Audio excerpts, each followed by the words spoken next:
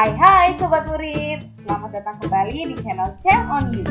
Pada hari yang indah ini, kita akan belajar bersama tentang penerapan konsep laju reaksi. Ya, pembahasan kali ini merupakan subbab dari laju reaksi, yakni materi kimia kelas 11. Tidak perlu berlama-lama, langsung saja kita belajar.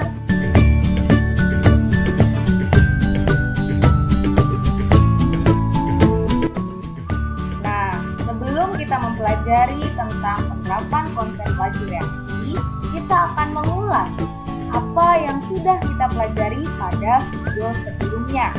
Ya, apa yang sudah kita pelajari? Betul sekali. Pada video sebelumnya kita telah mempelajari faktor-faktor yang mempengaruhi laju reaksi. Nah, faktor-faktor tersebut adalah konsentrasi reaksi, suhu, luas permukaan bidang sentuh, dan juga katalis.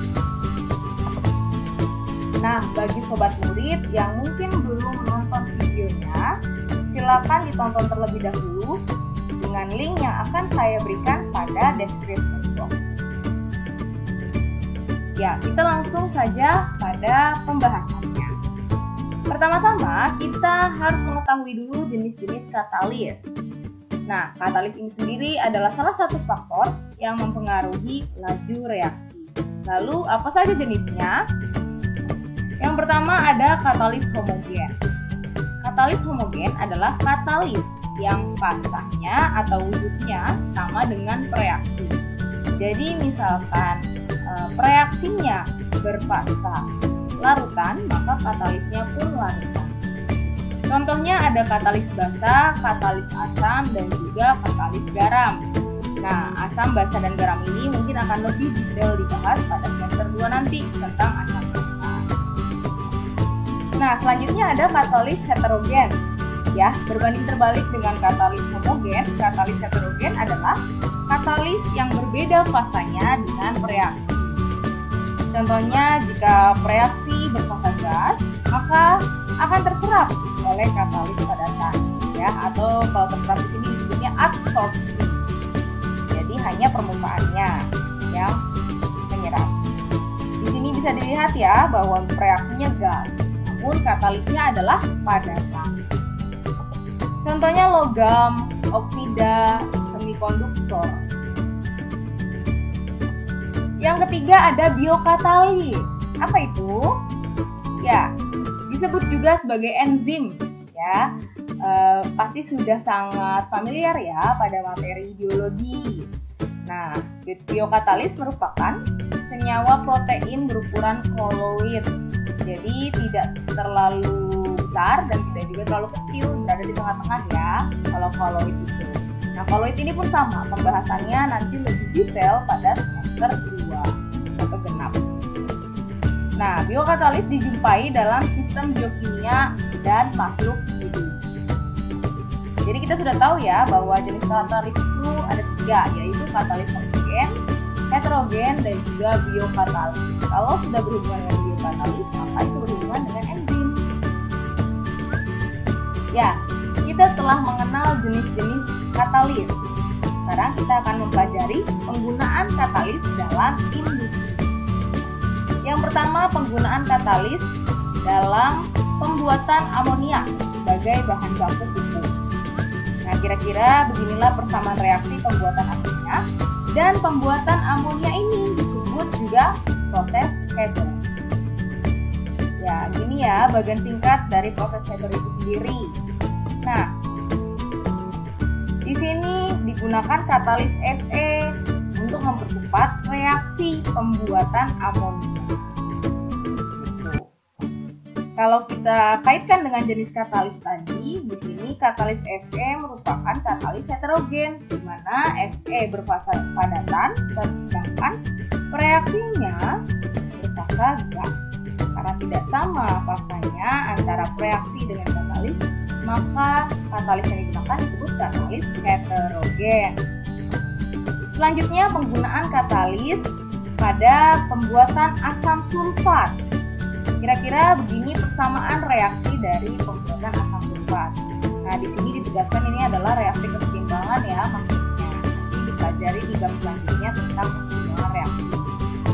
Sama seperti pembuatan amonia, punya nama yaitu proses Haber. Kalau pembuatan asam sulfat disebut juga dengan proses kontak. Ya, kira-kira begini bagan singkat proses kontak atau pembuatan asam sulfat. Nah, katalis yang digunakan di sini adalah katalis P2O5 ya, untuk mempercepat reaksi pembuatan asam sulfat. Nah, katalis P2O5 ini juga berupa padatan ya, bisa terbuk dan kalau misalnya dipanaskan pada suhu tertentu bisa juga jadi gel.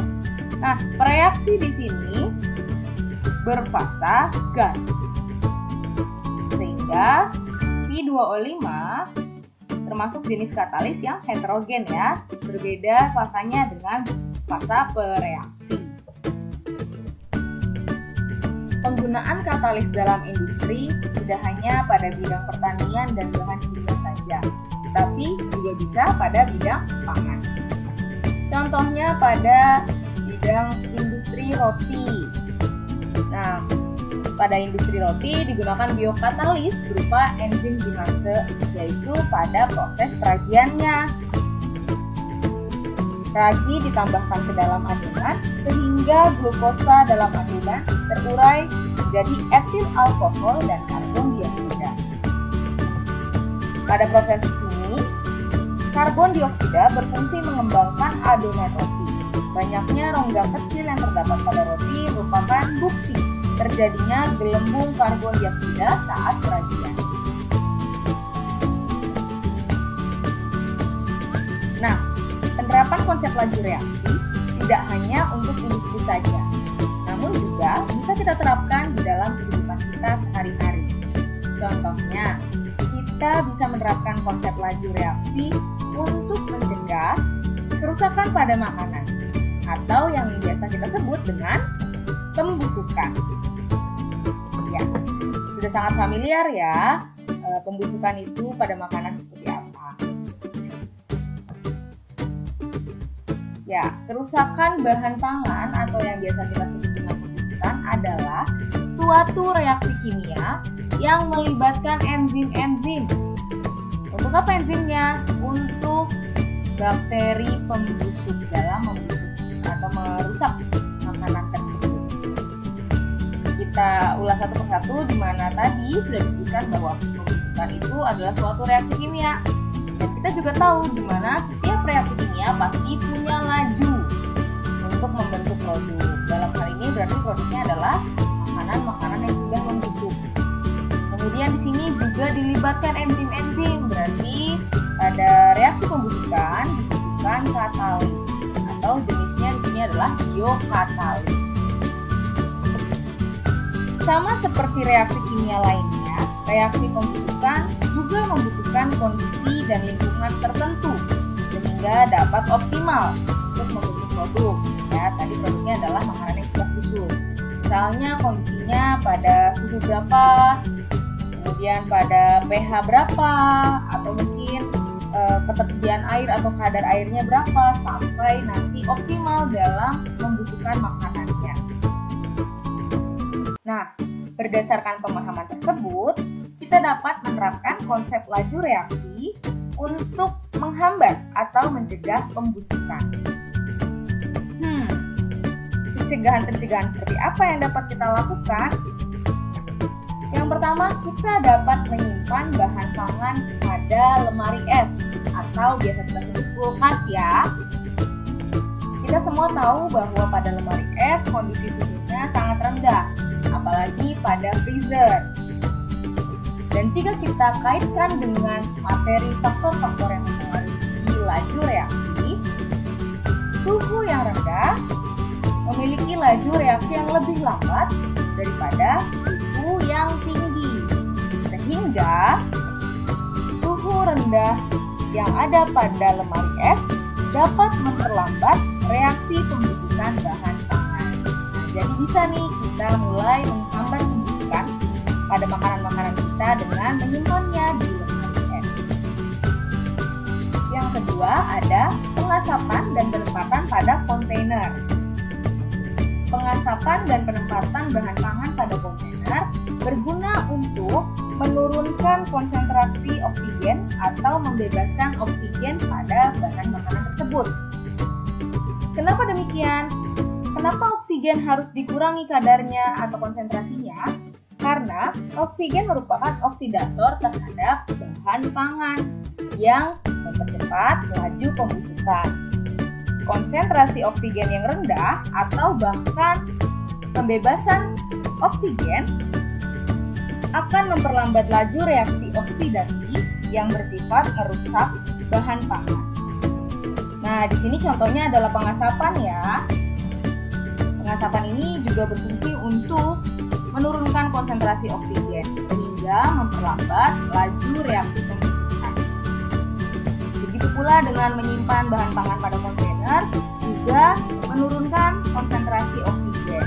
Selain dari pengasapan dan penempatan pada kontainer, untuk menurunkan konsentrasi oksigen pada bahan pangan, kita juga dapat menerapkannya pada buah, seperti melapisi lilin pada buah apel. Gunanya untuk menghindarkan kontak dengan oksigen. Yang ketiga, penambahan asam atau garam. Mungkin kamu sering melihat ibumu ketika membeli ikan atau ayam, kemudian mencucinya bersih dan menambahkan perasan jeruk nipis dan juga garam. Hal itu sejalan dengan konsep ilmu kimia, yaitu menghambat reaksi pembusukan pada bahan pangan tersebut. Ya, jadi penambahan asam atau garam itu menyebabkan enzim yang mempercepat laju reaksi perusakan bahan pangan atau pembusukan tidak dapat bekerja secara optimum, sehingga menghambat kerusakan bahan pangan. Yang terakhir, penambahan bahan pengawet pada makanan. Penambahan bahan pengawet ini berfungsi untuk menghambat kerja enzim yang dibutuhkan oleh bakteri ataupun jamur. Terhambatnya kerja enzim akan mengakibatkan bakteri atau jamur tersebut tidak dapat berkembang dengan baik sehingga tidak terbentuk produk berupa makanan yang ya, kalian bisa lihat di sini ya beberapa contoh pengawet makanan yang buatan atau kimiawi. Nah, untuk sekedar informasi, bahan pengawet makanan itu biasanya dalam bentuk asamnya atau dalam bentuk garamnya. Yang paling terkenal misalnya asam benzoat, dalam bentuk garamnya misalnya dari natrium benzoat. Ya, itu tadi materi tentang penerapan konsep laju reaksi. Nah, sebelum kita mengakhiri pembelajaran hari ini, saya ingin sobat murid semuanya menuliskan pada kolom komentar apa saja yang sudah kita pelajari dari video pada hari ini. Yuk sama-sama rangkum. Wah, sobat murid luar biasa sekali hari ini. Terima kasih sudah menonton video saya. Jika kamu merasa video ini bermanfaat, silakan klik tombol like, komen, dan share untuk berbagi ilmu kepada sesama. Jangan lupa klik tombol subscribe untuk kamu semua yang ingin terus belajar bersama Cem On You. Saya Brenda Karina mengucapkan sampai jumpa.